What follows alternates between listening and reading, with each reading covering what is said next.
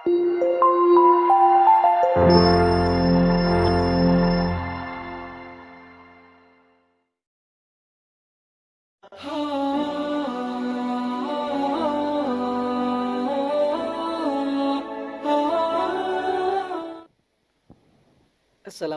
warahmatullahi wabarakatuh. Alhamdulillahi rabbil alamin. Wabihi nasta'in ala umuri dunya waddin. Wassalatu wassalamu ala ashrafil anbiya'i wal mursalin nabiyina Muhammadin wa ala alihi wa sahbihi ajma'in. Asyhadu an la ilaha illallah waliyus salihin wa asyhadu anna Muhammadan abduhu wa rasuluh arsalahullahu rahmatan lil alamin. Ma'asyiral muslimin wal muslimat, usikum wa nafsi bitaqwallah faqad fazal muttaqun. Ya ayyuhalladzina amanu taqullaha haqqa tuqatih wa la tamutunna illa wa antum muslimun. Yaqulullahu ta'ala fi kitabihil karim, a'udzu billahi minasy syaithanir rajim. Innal ladzina yuhibbuna an tashi'al fahishatu fil ladzina amanu lahum 'adzabun alimun fid dunya wal akhirah wallahu ya'lamu wa antum la ta'lamun. Sesungguhnya orang-orang yang suka tersebarnya perbuatan keji di kalangan orang-orang beriman, bagi mereka itu azab yang pedih di dunia dan di akhirat. Dan Allah mengetahui sedangkan kalian tidak mengetahui. Firman Allah surat An-Nur ayat 19. Kaum muslimin dan kaum muslimat, hamba-hamba Allah dimanapun berada, rahimakumullah. Alhamdulillah, senantiasa kita bersyukur kepada Allah Subhanahu wa ta'ala atas segala nikmat, karunia dan hidayah dari Allah, sehingga sampai saat ini kita masih dalam kebaikan, dalam amal soleh, mengisi hari-hari mulia di bulan mulia, bulan Ramadan.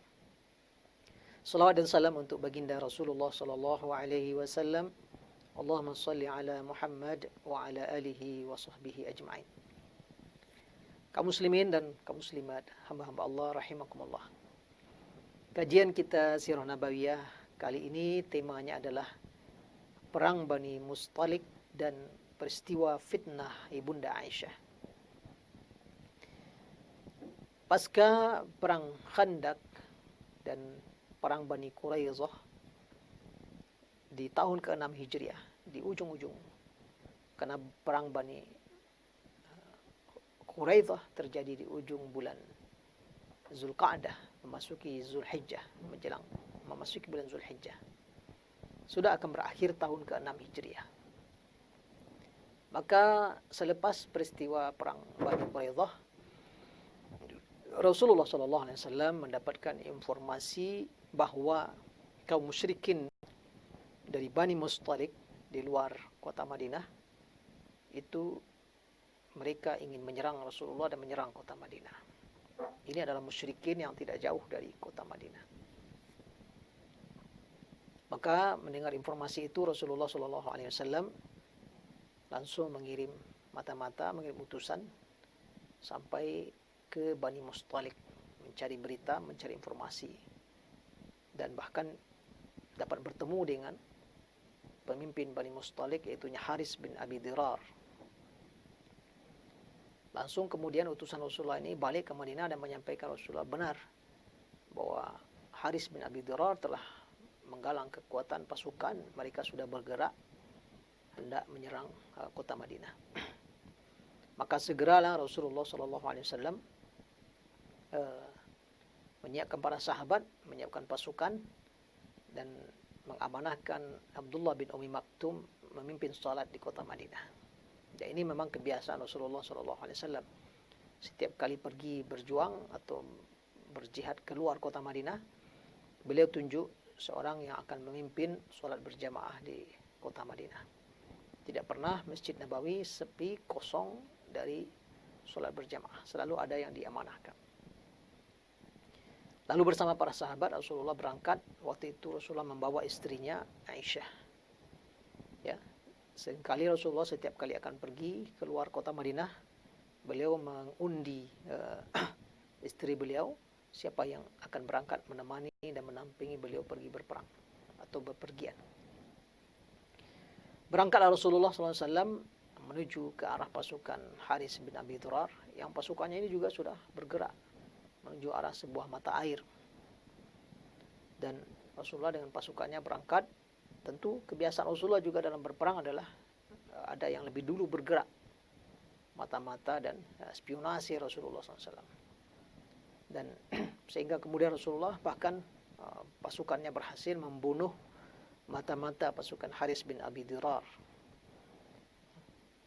Dan kabar terbunuhnya mata-matanya ini membuat pasukan Haris bin Abi Durar ini menjadi ketakutan. Sempat terjadi peperangan antara kedua pasukan, dan begitu cepat Rasulullah SAW memenangkan peperangan ini, dan pasukan Bani Mustalik mundur, dan ada beberapa yang terbunuh dari pasukannya oleh Rasulullah SAW. Nah, dalam kesempatan perang ini, rupanya ya dalam barisan Rasulullah ini ada barisan kaum munafikin. Ya, dedengkotnya adalah Abdullah bin Ubay bin Salul. Mereka memang secara lahir menampilkan Islam, mengatakan Islam, tapi dalam hatinya menyembunyikan kekafiran.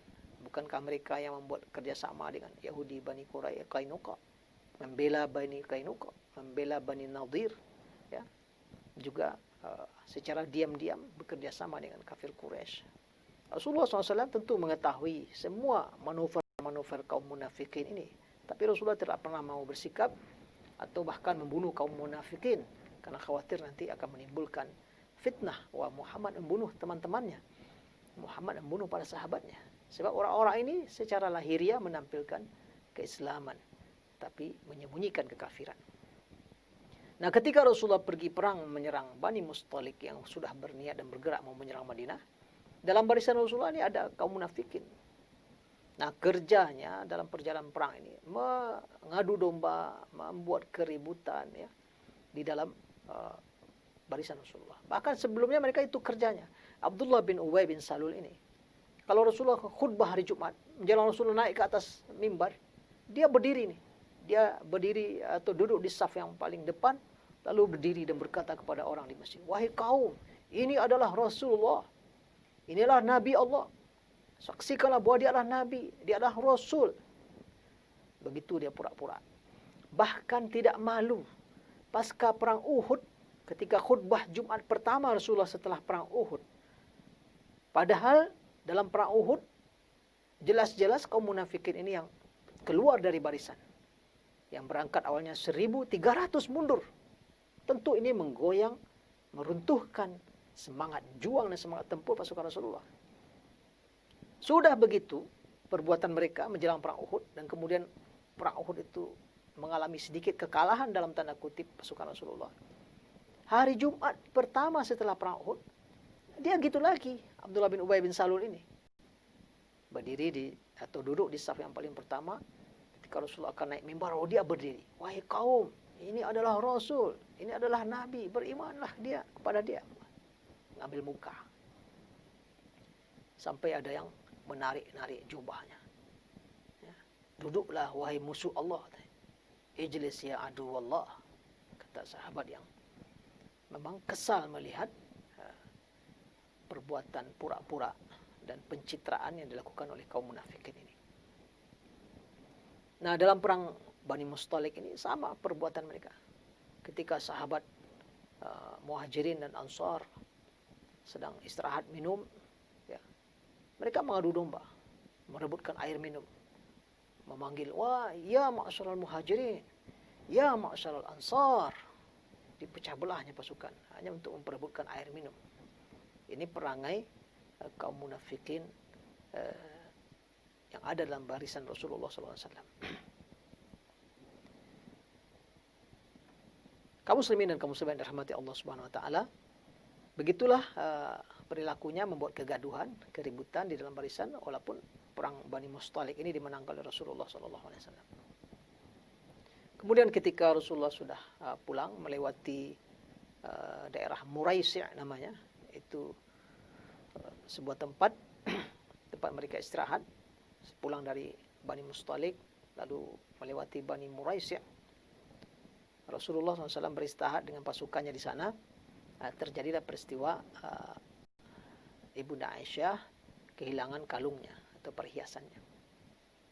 Jadi ketika akan mulai berangkat, Ibunda Aisyah merasa kehilangan kalungnya. Lalu Rasulullah menugaskan bersama para sahabat mencarinya. Ada sahabat yang pergi mencari. Nah, waktu itu dalam proses pencarian ini, waktu sholat asar kalau tidak salah, waktu sholat masuk, para sahabat yang mencari ini tidak menemukan air untuk berwudu. Lalu waktu sudah berjalan juga, akhirnya mereka sholat tanpa berwudu. Waktu itu belum ada syariat tayamum. Nah, setelah itu mereka balik kepada Rasulullah dan kemudian mereka ceritakan kejadian tersebut. Maka turunlah firman Allah Subhanahu wa taala surat Al-Maidah ayat 6. Ya ayyuhalladzina amanu idza qumtum ilas shalah faghsilu wujuhakum wa aydiyakum ilal marafiqi wamsahu bi ru'usikum wa arjulakum ilal ka'bayn. Awal ayat 6 surah Al-Maidah ini bicara tentang wudu, rukun wudu. Lalu fa in lam tajidu ma'an fatayammamu sa'idan thayyiban famsahu bi wujuhikum wa aydikum min. Kalau nggak dapat air, nggak ada air, maka tayamumlah. Jadi situ syariatnya tayamum.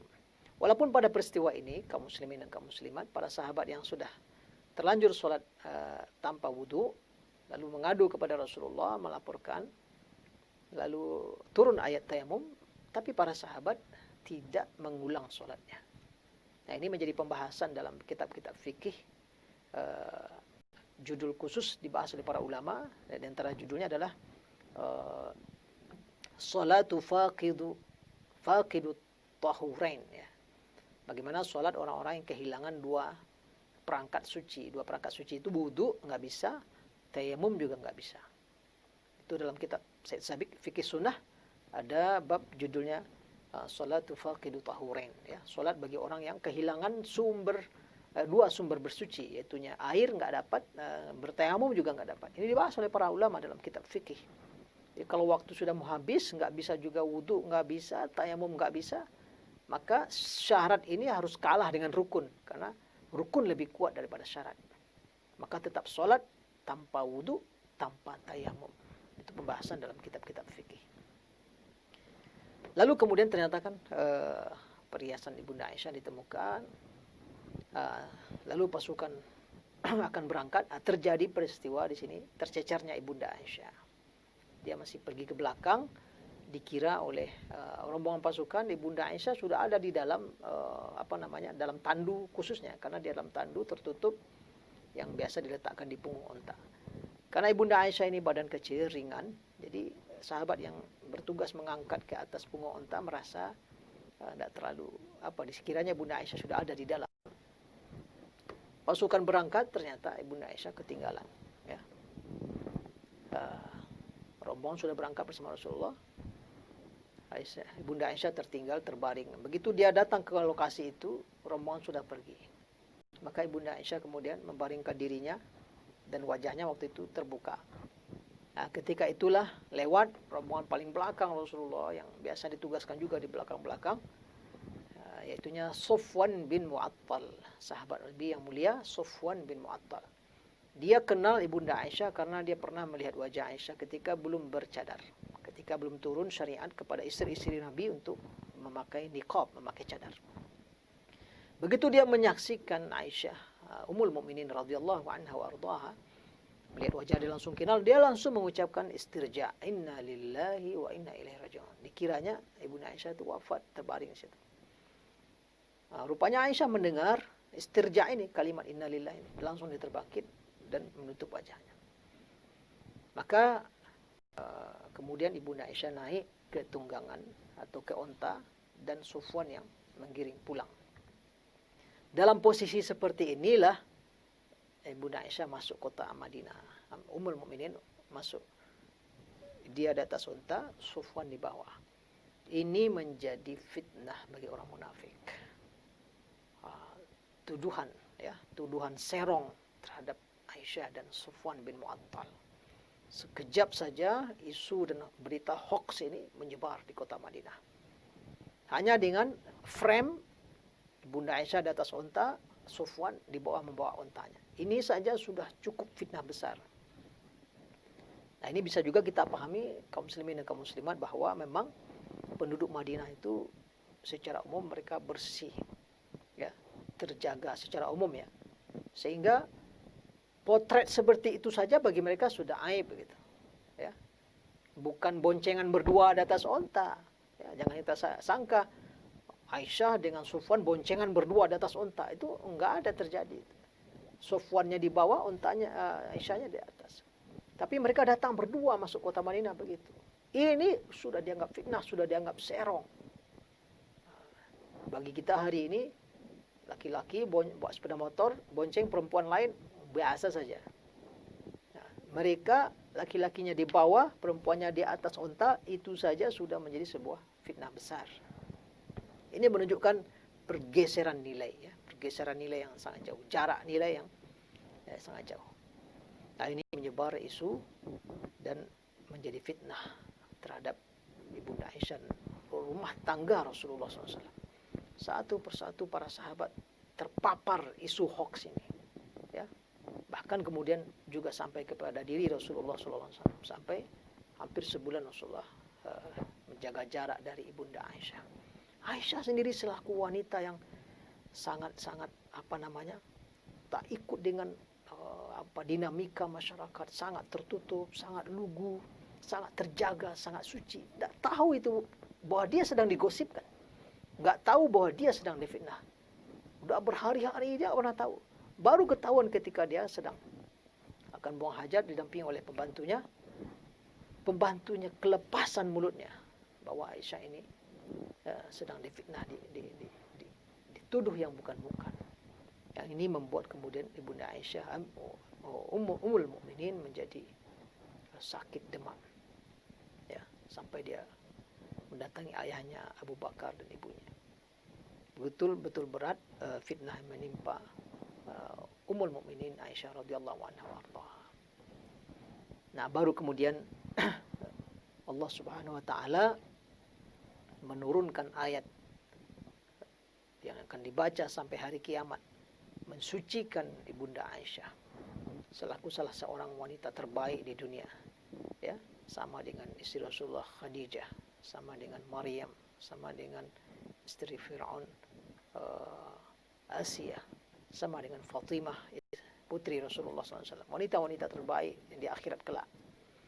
Maka Allah Subhanahu wa taala turunkan ayat yang panjang, beberapa ayat sejak dari ayat 11 sampai ayat ke-19 ke-20 dalam surah An-Nur. Itu semua ayat yang mensucikan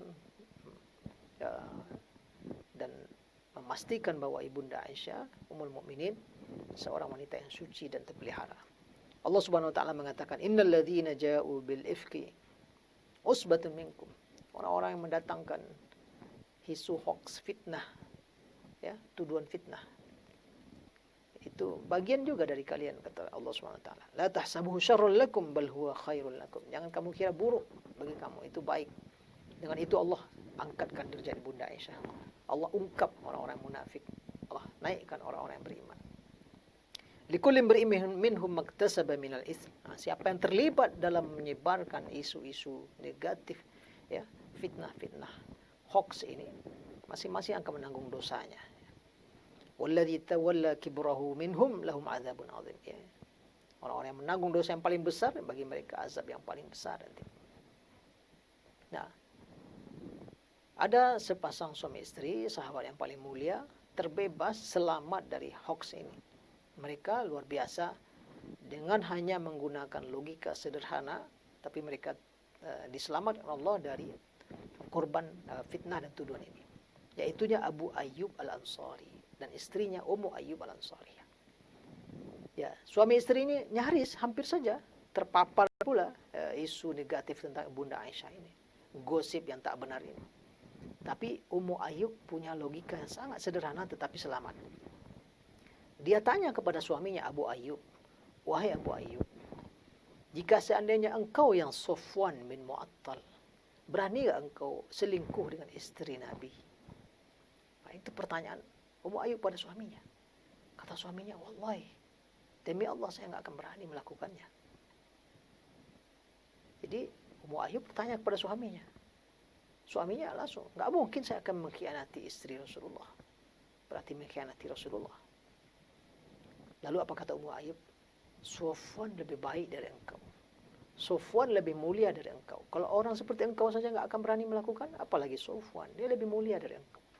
Dengan logika sederhana ini, Ummu Ayyub selamat dari gosip. Dan dia lanjutkan. Wallahi, demi Allah, seandainya saya yang Aisyah, tidak akan saya khianati Rasulullah. Jadi dia beranalogi, kalau seandainya saya yang istri Muhammad, istri Rasulullah, tidak akan berani saya mengkhianati Rasulullah. Dan Aisyah lebih baik daripada saya. Ummu Ayyub tahu diri dia. Dia bandingkan antara diri dia dengan Aisyah. Kalau saya aja tidak akan berani berbuat itu, apalagi Aisyah yang lebih mulia daripada saya. Maka selamatlah Abu Ayyub dan Ummu Ayyub, suami istri rumah tangga ini, tak terpapar gosip atau isu hoax yang menuduh Ibunda Aisyah telah melakukan selingkuh dengan Safwan bin Mu'attal.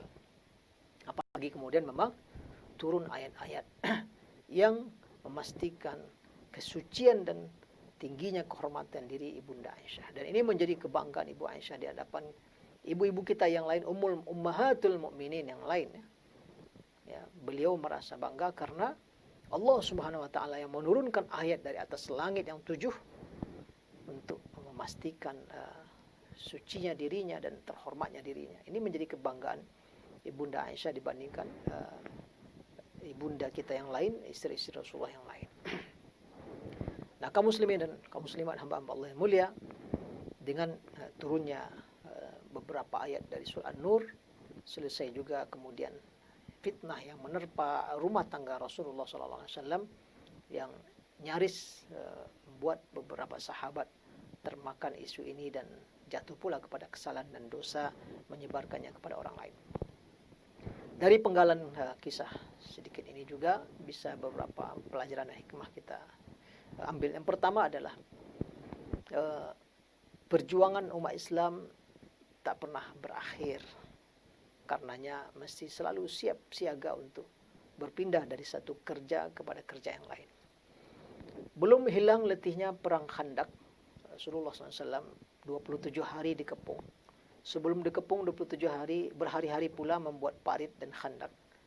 Langsung datang perintah dari malaikat Jibril untuk perang Bani Quraisyah.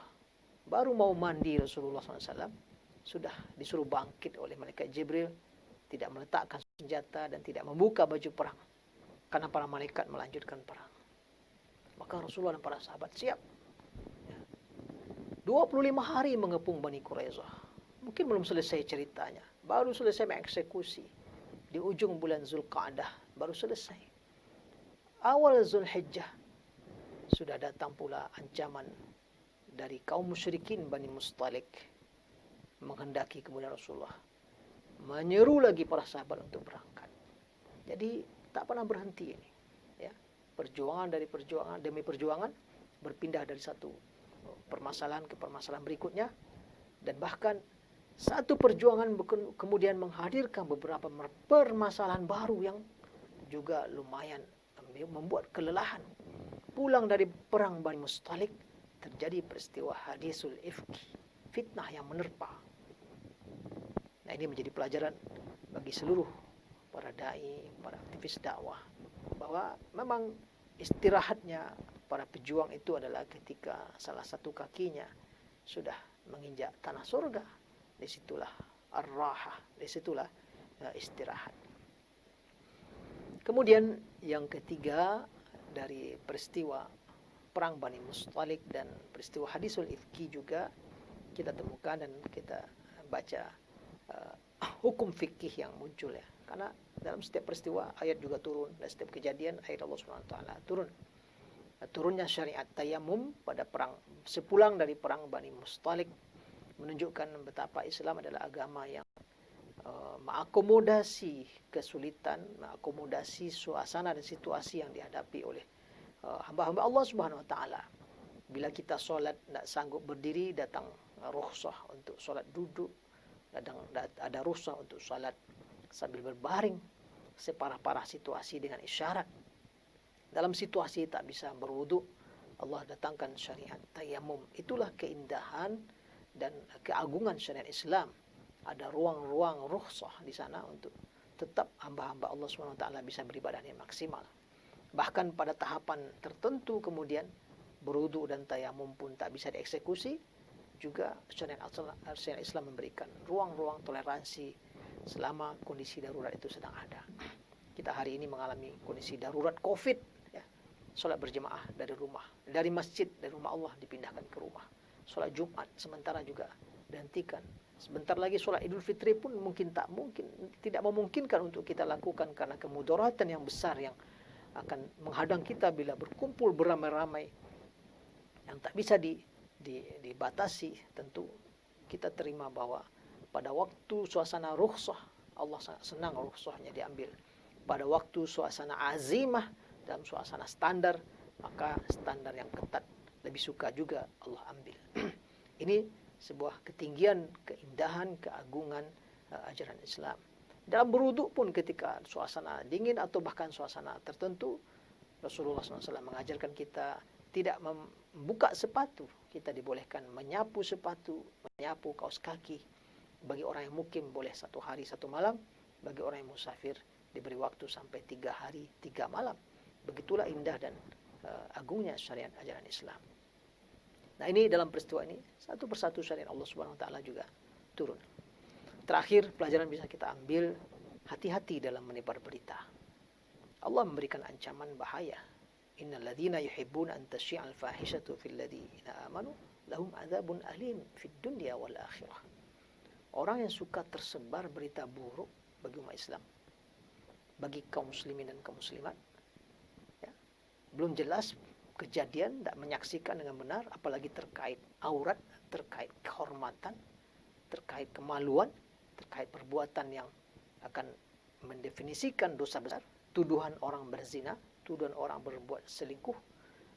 Bila belum pasti, bila belum betul-betul clear, dalam Islam disyaratkan kalau menuduh orang berzina mesti ada 4 saksi menyaksikan perbuatan itu berlangsung di depan mata mereka, laksana sebuah pisau masuk ke dalam sarungnya. Kalau tidak, justru yang melaporkan ini yang kena cambuk 80 kali karena telah menuduh orang berzina. Terlepas orang itu betul-betul berbuat atau tidak, tapi syariat Islam demi menjaga kebersihan masyarakat, kebersihan informasi dan berita, maka tidak bisa sembarangan. Ini orang yang telah menyebarkan, menuduh Ibunda Aisyah melakukan selingkuh, mereka orang yang diancam oleh Allah azab yang pedih di dunia dan akhirat. Begitu bahaya menyebarkan berita hoax. Oleh karena itu pelajaran kita sangat hati-hati kalau sudah terkait dengan kehormatan, harga diri orang lain. Hatta kalaupun orang itu sangat kita benci, dia kalau urusannya perbuatan selingkuh, perbuatan zina dan sejenisnya, lebih baik kita menahan diri, menahan tangan, menahan jari, menahan mulut dan sebagainya. Karena itu lebih baik bagi orang yang melakukan itu. Demikian barangkali kaum muslimin dan kaum muslimat, beberapa pelajaran bisa kita ambil dari peristiwa perang Bani Mustalik dan yang berujung kemudian dengan peristiwa hadisul ifki, tuduhan fitnah kepada Ibunda Aisyah. Semoga kita bisa mengambil pelajaran dan pencerahan. Aqulu qouli hadza wa astaghfirullah li wa lakum wa lisairil muslimina wal muslimat wal mu'minina wal mu'minat fastaghfiruh innahu huwal ghafurur rahim. Wallahu a'lam bissawab. Assalamualaikum warahmatullahi wabarakatuh. Yuk dukung program dakwah Islam di Radio SIP FM. Salurkan donasi Anda melalui rekening BNI Syariah 12300002112 atas nama PT Radio Suara Indah Pesona Prima.